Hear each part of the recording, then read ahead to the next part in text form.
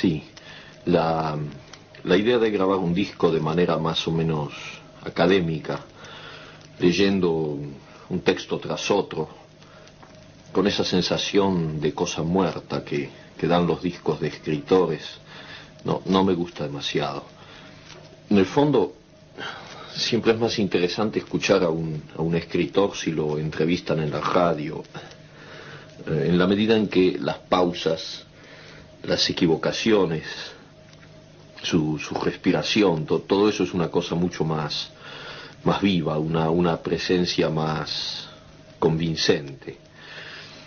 En definitiva, lo que yo creo es que esta negativa a grabar un disco así de tipo académico se conecta con la negativa un poco más importante para mí a escribir cosas de tipo académico. Es decir, que en la medida de lo posible me gusta que desde la primera frase haya un contacto entre el que me va a leer y yo mismo. No porque yo escriba pensando en que alguien me va a leer, sino más bien porque siempre he tenido la impresión de que el hecho mismo de ponerme a escribir significaba de alguna manera una tentativa de contacto, no con personas definidas, no con lectores definidos, probablemente conmigo mismo o con una realidad ajena y exterior con la que se busca precisamente el contacto para que para que llegue a ser un poco menos ajena y exterior.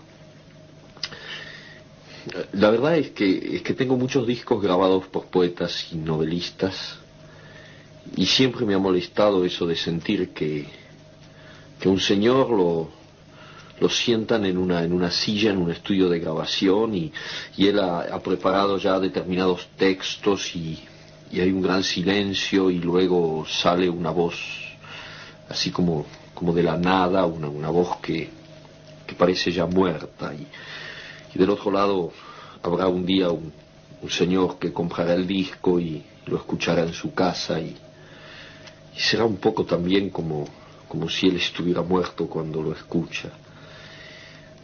Por eso esta especie de introducciones, porque prefiero improvisar incluso en las lecturas que voy a hacer. Más vale leer mal siendo uno mismo que pretender igualar a un buen lector profesional. Y sobre todo porque quisiera sentirme un poco como si estuviera en la misma habitación donde usted oye ahora este disco. Y cuando digo usted no existe para mí. Y sin embargo, vaya si existe, porque usted y yo somos este encuentro desde tiempos y espacios distintos, una anulación de esos tiempos y esos espacios, y eso es siempre la palabra y la poesía.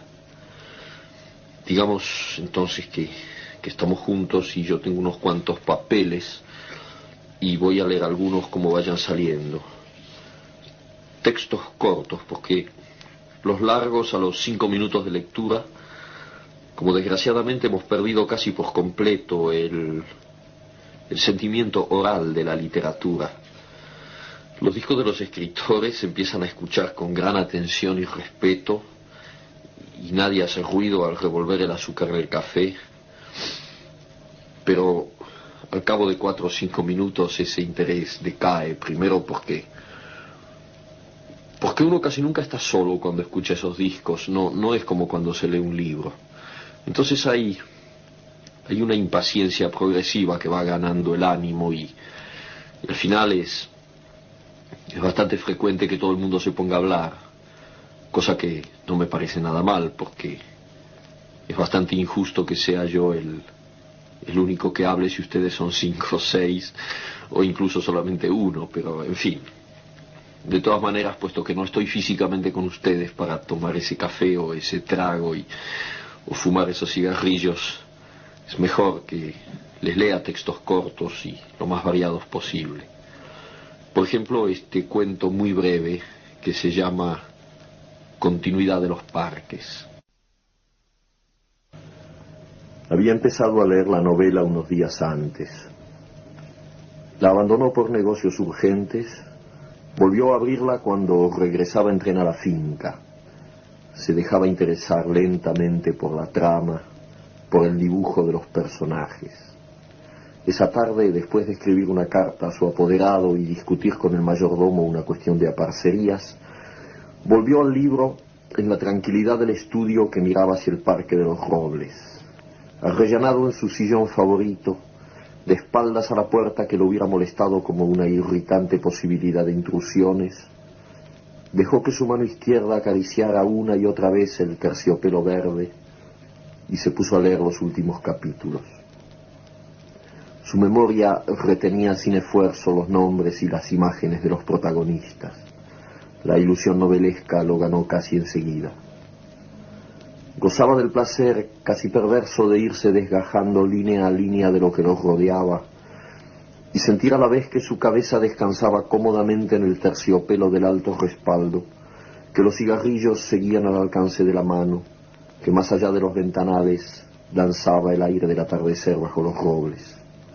Palabra a palabra, absorbido por la sórdida disyuntiva de los héroes, dejándose ir hacia las imágenes que se concertaban y adquirían color y movimiento, fue testigo del último encuentro en la cabaña del monte. Primero entraba la mujer recelosa, ahora llegaba el amante, lastimada la cara por el chicotazo de una rama. Admirablemente restañaba ella la sangre con sus besos, pero él rechazaba las caricias. No había venido para repetir las ceremonias de una pasión secreta, protegida por un mundo de hojas secas y senderos furtivos. El puñal se entibiaba contra su pecho y debajo latía la libertad agazapada. Un diálogo anhelante corría por las páginas como un arroyo de serpientes y se sentía que todo estaba decidido desde siempre, hasta esas caricias que enredaban el cuerpo del amante como queriendo retenerlo y disuadirlo, dibujaban abominablemente la figura de otro cuerpo que era necesario destruir. Nada había sido olvidado, coartadas, azares, posibles errores. A partir de esa hora, cada instante tenía su empleo minuciosamente atribuido. El doble repaso despiadado se interrumpía apenas para que una mano acariciara una mejilla. Empezaba a anochecer. Sin mirarse ya, atados rígidamente a la tarea que los esperaba, se separaron en la puerta de la cabaña. Ella debía seguir por la senda que iba al norte. Desde la senda opuesta, él se volvió un instante para verla correr con el pelo suelto. Corrió a su vez parapetándose en los árboles y los setos hasta distinguir en la bruma malva del crepúsculo la alameda que llevaba a la casa. Los perros no debían ladrar y no ladraron. El mayordomo no estaría a esa hora y no estaba. Subió los 3 peldaños del porche y entró. Desde la sangre galopando en sus oídos le llegaban las palabras de la mujer. Primero una sala azul, después una galería, una escalera alfombrada. En lo alto, 2 puertas. Nadie en la primera habitación, nadie en la segunda. La puerta del salón, y entonces el puñal en la mano, la luz de los ventanales, el alto respaldo de un sillón de terciopelo verde, la cabeza del hombre en el sillón leyendo una novela. Desde luego, cuando tengo la mala idea de escuchar estas cintas que a veces grabo en mi casa para oír cómo suena lo que escribo, me doy cuenta de que mi pronunciación del español consternaría a cualquier foniatra. Nunca me olvidaré que cuando vine a París en el año 51, me ganaba la vida como speaker de las actualités françaises, hasta que un día llegó en español se entiende, hasta que un día llegó una carta del concesionario de México diciendo que si no dejaban inmediatamente en la calle a ese speaker, ellos se borraban de las actualidades, con lo cual perdí mi primera y bastante necesaria fuente de recursos de ese momento. La culpa la tuvo, además de mi mala pronunciación, el ingeniero de sonido, porque yo tenía que describir un match de box y me pidió que lo hiciera con gran entusiasmo, como si estuviera en el ringside. Y claro, mi juego me llamaron, el box para mí, ya se sabe. Y entonces me entusiasmé de tal manera viendo las imágenes que el resultado fue que en México no entendieron una palabra y supongo que en la Argentina muy poco y eso me costó el empleo. En fin, para volver a los textos, aquí hay uno inédito. Se llama Me caigo y me levanto. Nadie puede dudar de que las cosas recaen. Un señor se enferma y de golpe un miércoles recae. Un lápiz en la mesa recae seguido. Las mujeres, ¿cómo recaen? Teóricamente a nada o a nadie se le ocurriría recaer, pero lo mismo está sujeto, sobre todo porque recae sin conciencia, recae como si nunca antes. Un jazmín, para dar un ejemplo perfumado. A esa blancura, ¿de dónde le viene su penosa amistad con el amarillo? El mero permanecer ya es recaída, el jazmín entonces. Y no hablemos de las palabras, esas recayentes deplorables, ni de los buñuelos fríos que son la recaída clavada. Contra lo que pasa, se impone pacientemente la rehabilitación. En lo más recaído hay siempre algo que pugna por rehabilitarse, en el hongo pisoteado, en el reloj sin cuerda, en los poemas de Pérez, en Pérez. Todo recayente tiene ya en sí a un rehabilitante, pero el problema, para nosotros los que pensamos nuestra vida, es confuso y casi infinito. Un caracol segrega y una nube aspira. Seguramente recaerán, pero una compensación ajena a ellos los rehabilita, los hace treparse poco a poco a lo mejor de sí mismos antes de la recaída inevitable. Pero nosotros, tía, ¿cómo haremos? ¿Cómo nos daremos cuenta de que hemos recaído si por la mañana estamos tan bien, tan café con leche, y no podemos medir hasta dónde hemos recaído en el sueño o en la ducha? Y si sospechamos lo recadente de nuestro estado, ¿cómo nos rehabilitaremos? Hay quienes recaen al llegar a la cima de una montaña, al terminar su obra maestra, al afeitarse sin un solo tajito. No toda recaída va de arriba abajo, porque arriba y abajo no quieren decir gran cosa cuando ya no se sabe dónde se está. Probablemente Ícaro creía tocar el cielo cuando se hundió en el mar epónimo y Dios te libre de una zambullida tan mal preparada. Tía, ¿cómo nos rehabilitaremos? Hay quien ha sostenido que la rehabilitación solo es posible alterándose, pero olvidó que toda recaída es una desalteración, una vuelta al barro de la culpa. En efecto, somos lo más que somos porque nos alteramos. Salimos del barro en busca de la felicidad y la conciencia y los pies limpios. Un recayente es entonces un desalterante, de donde se sigue que nadie se rehabilita sin alterarse. Pretender la rehabilitación alterándose es una triste redundancia. Nuestra condición es la recaída y la desalteración, y a mí me parece que un recayente debería rehabilitarse de otra manera, que por lo demás ignoro. No solamente ignoro eso, sino que jamás he sabido en qué momento mi tía o yo recaemos. ¿Cómo rehabilitarnos entonces, si a lo mejor no hemos decaído todavía, y la rehabilitación nos encuentra ya rehabilitados? Tía, ¿no será esa la respuesta ahora que lo pienso? Hagamos una cosa. Usted se rehabilita y yo la observo. Varios días seguidos. Digamos, una rehabilitación continua. Usted está todo el tiempo rehabilitándose y yo la observo. O al revés, si prefiere. Pero a mí me gustaría que empezara usted, porque soy modesto y buen observador. De esa manera, si yo recaigo en los intervalos de mi rehabilitación, mientras que usted no le da tiempo a la recaída y se rehabilita como en un cine continuado, al cabo de poco nuestra diferencia será enorme. Usted estará tan por encima que dará gusto. Entonces, yo sabré que el sistema ha funcionado y empezaré a rehabilitarme furiosamente. Pondré el despertador a las 3 de la mañana, suspenderé mi vida conyugal y las demás recaídas que conozco, para que solo queden las que no conozco. Y a lo mejor, poco a poco, un día estaremos otra vez juntos, tía, y será tan hermoso decir, ahora nos vamos al centro y nos compramos un helado, el mío todo de frutilla, y el de usted con chocolate y un bizcochito. Una historia de cronopios, filantropía.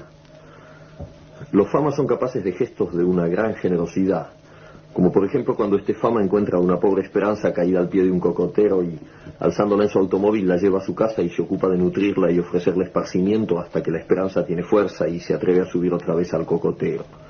El fama se siente muy bueno después de este gesto y en realidad es muy bueno, solamente que no se le ocurre pensar que dentro de pocos días la Esperanza va a caerse otra vez del cocotero.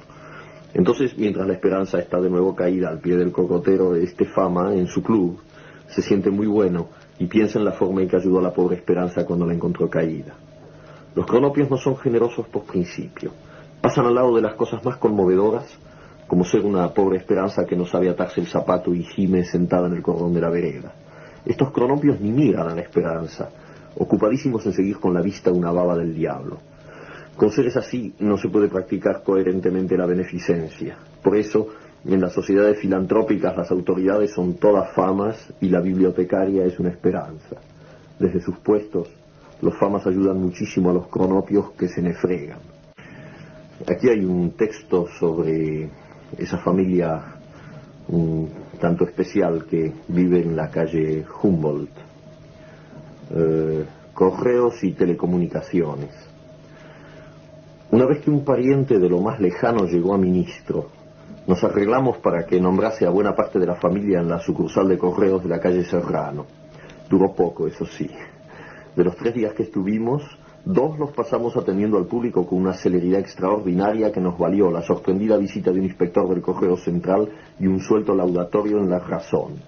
Al tercer día estábamos seguros de nuestra popularidad, pues la gente ya venía de otros barrios a despachar su correspondencia y a hacer giros a Purmamarca y a otros lugares igualmente absurdos.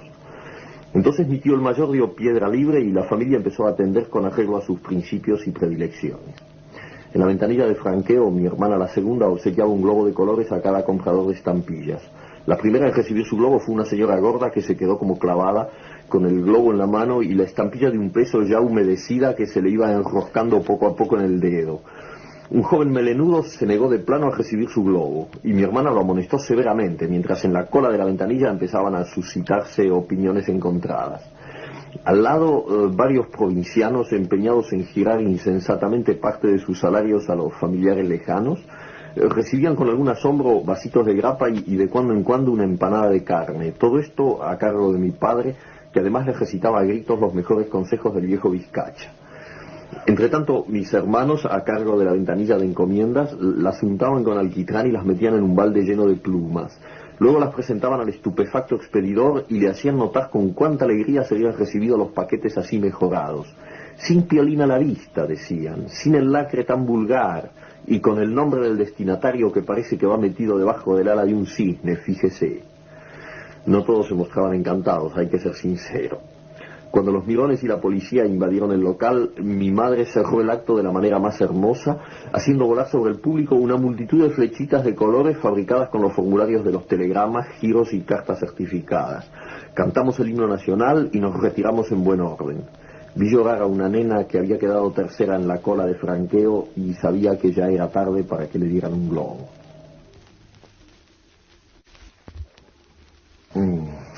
Ahora que voy a completar este disco con otras lecturas, es curioso pensar cómo las cosas pueden ordenarse o desordenarse más allá de todo lo concebible. A lo mejor usted escuchó la primera cara y después se fue al cine, o estuvo 6 meses estudiando matemáticas, o a lo mejor todavía no escuchó la primera cara porque no le gusta proceder metódicamente. Y yo por mi parte grabé esos primeros textos hace ya 5 días y después estuve tan resfriado que no pude seguir porque mi voz parecía una foca pidiéndole pescados al domador, y a lo mejor usted está escuchándome en mangas de camisa y con las ventanas abiertas, y en cambio aquí nevó anoche y yo me he puesto un polo abrigado y amarillo. Todo es distante y diferente y parece inconciliable. Y a la vez todo se da simultáneamente en este momento, que todavía no existe para mí, y que es sin embargo el momento en que usted escucha estas palabras que yo grabé en el pasado, es decir, en un tiempo que para mí ahora es el futuro. Juegos de la imaginación, dirá el señor sensato que nunca falta entre los locos, como si eso fuera a decir algo, como si supiéramos lo que es un juego en el fondo y sobre todo lo que es la imaginación. En fin, aquí se habla de una familia un tanto peculiar que vive en la calle Humboldt y de su conducta en los velorios. No vamos por el anís ni porque hay que ir, Ya se habrá sospechado, vamos porque no podemos soportar las formas más solapadas de la hipocresía. Mi prima segunda, la mayor, se encarga de cerciorarse de la índole del duelo, y si es de verdad, si se llora porque es lo único que les queda a esos hombres y a esas mujeres entre el olor a nardos y a café, entonces nos quedamos en casa y los acompañamos desde lejos. A lo sumo mi madre va un rato y saluda en nombre de la familia. No nos gusta interponer insolentemente nuestra vida ajena a ese diálogo con la sombra. Pero si de la pausada investigación de mi prima surge la sospecha de que en un patio cubierto en la sala se han armado los trípodes del camelo, entonces la familia se pone sus mejores trajes, espera que el velorio esté a punto y se va presentando de a poco, pero implacablemente. En Pacífico las cosas ocurren casi siempre en un patio con macetas y música de radio. Para estas ocasiones los vecinos condescienden a apagar las radios y quedan solamente los jazmines y los parientes alternándose contra las paredes. Llegamos de a uno o de a dos, saludamos a los deudos y a quienes se reconoce fácilmente porque lloran apenas ven entrar a alguien, y vamos a inclinarnos ante el difunto escoltados por algún pariente cercano. 1 o 2 horas después toda la familia está en la casa mortuoria, pero aunque los vecinos nos conocen bien, procedemos como si cada uno hubiera venido por su cuenta y apenas hablamos entre nosotros. Un método preciso ordena nuestros actos, escoge los interlocutores con quienes se departe en la cocina, bajo el naranjo, en los dormitorios, en el zaguán, y de cuando en cuando se sale a fumar al patio o a la calle o se da una vuelta a la manzana para ventilar opiniones políticas y deportivas. No nos lleva demasiado tiempo sondear los sentimientos de los deudos más inmediatos. Los vasitos de caña, el mate dulce y los particulares livianos son el puente confidencial. Antes de medianoche estamos seguros, podemos actuar sin remordimientos. Por lo común, mi hermana la menor se encarga de la primera escaramuza. Diestramente ubicada a los pies del ataúd, se tapa los ojos con un pañuelo violeta y empieza a llorar. Primero en silencio, empapando el pañuelo a un punto increíble, después con hipos y jadeos, y finalmente le acomete un ataque terrible de llanto que obliga a las vecinas a llevarla a la cama preparada para esas emergencias, darle a oler agua de azahar y consolarla, mientras otras vecinas se ocupan de los parientes cercanos bruscamente contagiados por la crisis. Durante un rato hay un amontonamiento de gente en la puerta de la capilla ardiente, preguntas y noticias en voz baja, encogimientos de hombros por parte de los vecinos. Agotados por un esfuerzo en que han debido emplearse a fondo, los deudos amenguan en sus manifestaciones y en ese mismo momento mis 3 primas segundas se largan a llorar sin afectación, sin gritos, pero tan conmovedoramente que los parientes y vecinos sienten la emulación, comprenden que no es posible quedarse así descansando mientras extraños de la otra cuadra se afligen de tal manera, y otra vez se suman a la deploración general. Otra vez hay que hacer sitio en las camas, apantallar a señoras ancianas, aflojar el cinturón a viejitos convulsionados. Mis hermanos y yo esperamos por lo regular este momento para entrar en la sala mortuoria y ubicarnos junto al ataúd. Por extraño que parezca, estamos realmente afligidos. Jamás podemos oír llorar a nuestras hermanas sin que una congoja infinita nos llene el pecho y nos recuerde cosas de la infancia, unos campos cerca de Villa Albertina, un tranvía que chirriaba al tomar la curva en la calle General Rodríguez en Banfield. Cosas así, siempre tan tristes. Nos basta ver las manos cruzadas del difunto para que el llanto nos arrase de golpe. Nos obliga a taparnos la cara avergonzados. Y somos 5 hombres que lloran de verdad en el velorio, mientras los deudos juntan desesperadamente el aliento para igualarnos, sintiendo que cueste lo que cueste deben demostrar que el velorio es el de ellos, que solamente ellos tienen derecho a llorar así en esa casa. Pero son pocos y mienten. Eso lo sabemos por mi prima segunda, la mayor, y nos da fuerzas. En vano acumulan los hipos y los desmayos. Inútilmente los vecinos más solidarios los apoyan con sus consuelos y sus reflexiones, llevándolos y trayéndolos para que descansen y se reincorporen a la lucha. Mis padres y mi tío el mayor nos reemplazan ahora. Hay algo que impone respeto en el dolor de estos ancianos que han venido desde la calle Humboldt, 5 cuadras contando desde la esquina, para velar al finado. Los vecinos más coherentes empiezan a perder pie, dejan caer a los deudos, se van a la cocina a beber grapa y a comentar. Algunos parientes, extenuados por 1 hora y media de llanto sostenido, duermen estertorosamente. Nosotros nos relevamos en orden, aunque sin dar la impresión de nada preparado. Antes de las 6 de la mañana somos los dueños indiscutidos del velorio. La mayoría de los vecinos se han ido a dormir a sus casas. Los parientes yacen en diferentes posturas y grados de abotagamiento. El alba nace en el patio. A esa hora mis tías organizan enérgicos refrigerios en la cocina. Bebemos café hirviendo, nos miramos brillantemente al cruzarnos en el zaguán o los dormitorios. Tenemos algo de hormigas yendo y viniendo, frotándose las antenas al pasar. Cuando llega el coche fúnebre, las disposiciones están tomadas. Mis hermanas llevan a los parientes a despedirse del finado antes del cierre del ataúd, los sostienen y confortan mientras mis primas y mis hermanos se van adelantando hasta desalojarlos, abreviar el último adiós y quedarse solos junto al muerto. Rendidos, extraviados, comprendiendo vagamente pero incapaces de reaccionar, los deudos se dejan llevar y traer, beben cualquier cosa que se les acerca a los labios y responden con vagas protestas inconsistentes a las cariñosas solicitudes de mis primas y mis hermanas. Cuando es hora de partir y la casa está llena de parientes y amigos, una organización invisible pero sin brechas decide cada movimiento. El director de la funeraria acata las órdenes de mi padre, la remoción del ataúd se hace de acuerdo con las indicaciones de mi tío el mayor. Alguna que otra vez, los parientes llegados a último momento adelantan una reivindicación destemplada. Los vecinos, convencidos ya de que todo es como debe ser, los miran escandalizados y los obligan a callarse. En el coche de duelo se instalan mis padres y mis tíos. Mis hermanos suben al segundo y mis primas condescienden a aceptar alguno de los deudos en el tercero, donde se ubican envueltas en grandes pañoletas negras y moradas. El resto sube donde puede y hay parientes que se ven precisados a llamar un taxi. Y si algunos, refrescados por el aire matinal y el largo trayecto, traman una reconquista en la necrópolis, amargo es su desengaño. Apenas llega el cajón al peristilo, mis hermanos rodean al orador designado por la familia a los amigos del difunto y fácilmente reconocible por su cara de circunstancias y el rollito que le abulta el bolsillo del saco. Estrechándole las manos, le empapan las solapas con sus lágrimas, lo palmean con un blando sonido de tapioca. Y el orador no puede impedir que mi tío el menor suba a la tribuna y abra los discursos con una oración que es siempre un modelo de verdad y discreción. Dura 3 minutos, se refiere exclusivamente al difunto, acota sus virtudes y da cuenta de sus defectos sin quitar humanidad a nada de lo que dice. Está profundamente emocionado y a veces le cuesta terminar. Apenas ha bajado, mi hermano el mayor ocupa la tribuna y se encarga del panegírico en nombre del vecindario, mientras el vecino designado a tal efecto trata de abrirse paso entre mis primas y hermanas que lloran colgadas de su chaleco. Un gesto afable pero imperioso de mi padre moviliza al personal de la funeraria.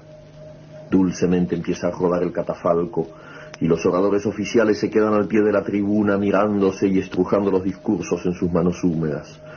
Por lo regular, no nos molestamos en acompañar al difunto hasta la bóveda o sepultura, sino que damos media vuelta y salimos todos juntos comentando las incidencias del velorio. Desde lejos vemos cómo los parientes corren desesperadamente para agarrar alguno de los cordones del ataúd y se pelean con los vecinos que entre tanto se han posesionado de los cordones y prefieren llevarlos ellos a que los lleven los parientes. Esto lo he leído mientras miraba el árbol del patio, que ya es un esqueleto negro contra este cielo gris y bajo y con nieve de París en diciembre, y que nadie, creo, pintó mejor que Marquet. Es un día para no moverse de casa, para inventar ceremonias de interior, para leer, por ejemplo, un pasaje de Rayuela, que con esa claridad que es la característica dominante de su estilo, dice: apenas él le amalaba el noema, a ella se le agolpaba el clémiso y caían en hidromurias, en salvajes ambonios, en sus talos exasperantes. Cada vez que él procuraba relamar las 5 pelusas, se enredaba en un grimado quejumbroso y tenía que embulsionarse de cara al nóvalo, sintiendo como poco a poco las arnillas se espejunaban, se iban apeltronando, reduprimiendo, hasta quedar tendido como el trimalciato de ergomanina al que se le han dejado caer unas fílulas de cariaconcia. Y sin embargo era apenas el principio, porque en un momento dado ella se tordulaba los urgalios, consintiendo en que le aproximara suavemente sus orfelunios.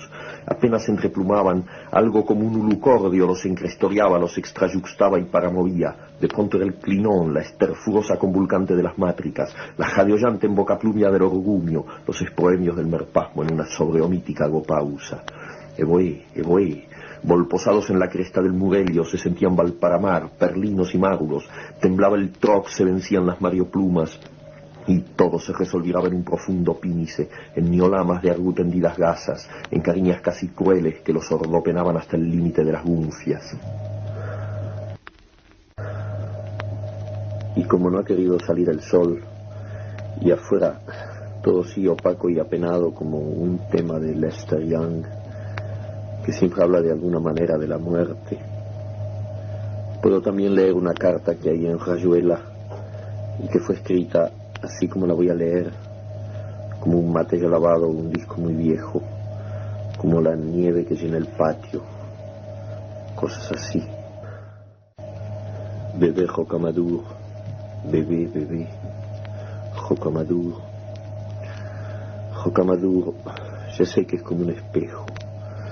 Estás durmiendo mirándote los pies. Yo aquí sostengo un espejo y creo que sos vos, pero no lo creo. Te escribo porque no sabes leer. Si supieras no te escribiría, o te escribiría cosas importantes. Alguna vez tendré que escribirte que te portes bien o que te abrigues. Parece increíble que alguna vez, Rocamadour. Ahora solamente te escribo en el espejo. De vez en cuando tengo que secarme el dedo porque se moja de lágrimas. ¿Por qué, Rocamadour? No estoy triste, tu mamá es una pavota. Se me fue al fuego el borsch que había hecho para Horacio. ¿No sabes quién es Horacio, Rocamadour? El señor que el domingo te llevó el conejito de terciopelo, que se aburría mucho porque vos y yo nos estábamos diciendo tantas cosas y él quería volver a París. Entonces te pusiste a llorar y él te mostró cómo el conejito movía las orejas. En ese momento estaba hermoso. Quiero decir Horacio. Algún día comprenderás, Rocamadour. Rocamadour. Es idiota llorar así porque el borsch se ha ido al fuego. La pieza está llena de remolacha, Rocamadour. Te divertirías si vieras los pedazos de remolacha y la crema, todo tirado por el suelo.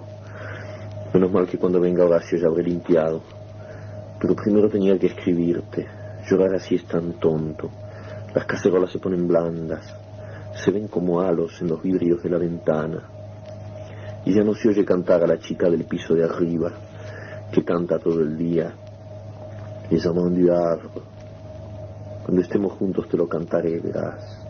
Puisque la terre est ronde, mon amour t'en fais pas. Mon amour t'en fais pas.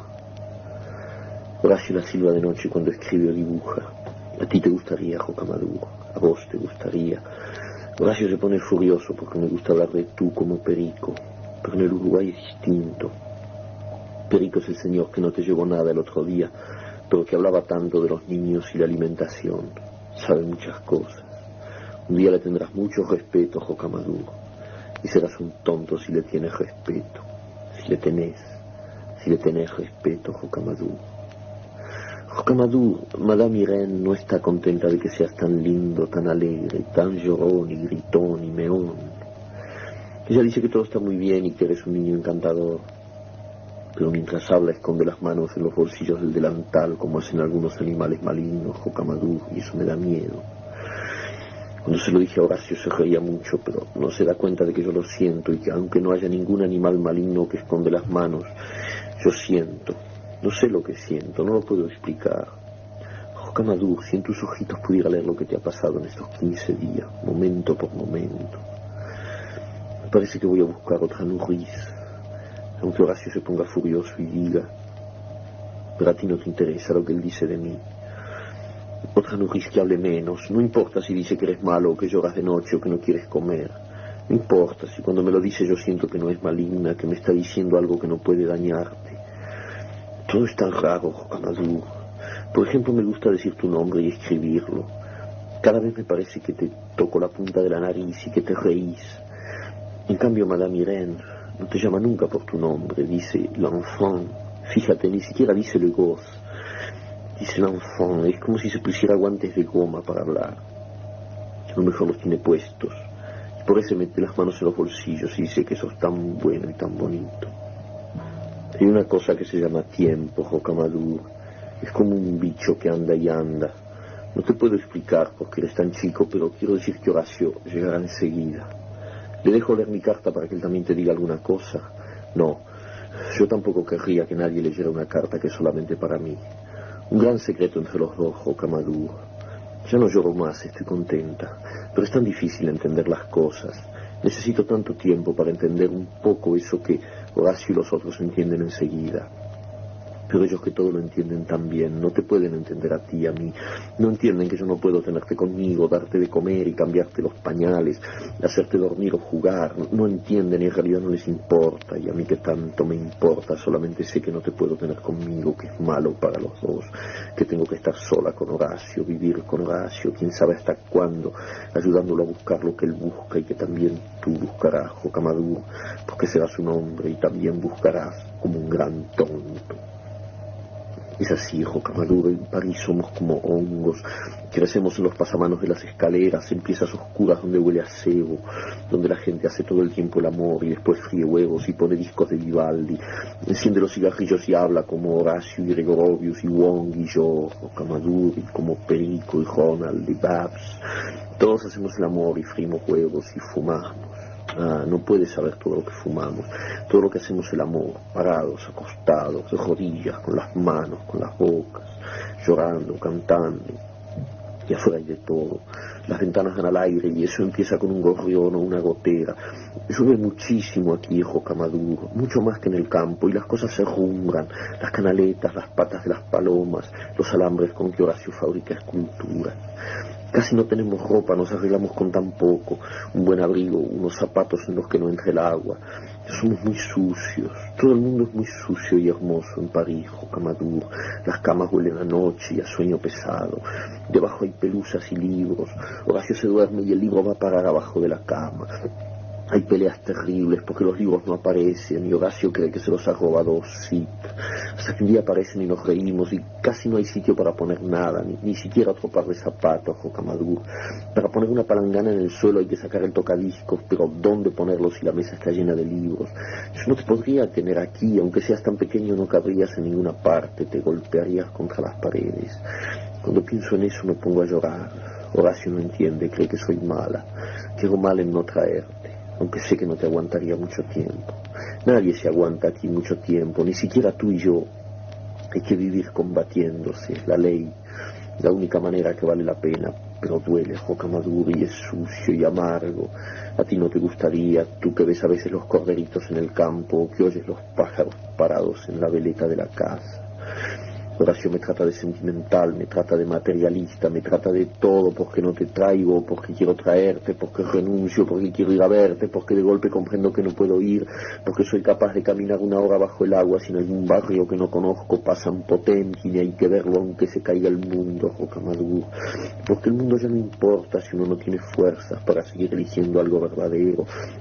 Si uno se ordena como un cajón de la cómoda y te pone a ti de un lado, el domingo del otro, el amor de madre, el juguete nuevo, la gare de Montparnasse, el tren, la visita que hay que hacer. No me da la gana de ir, Jocamaduro, y tú sabes que está bien y no estás triste.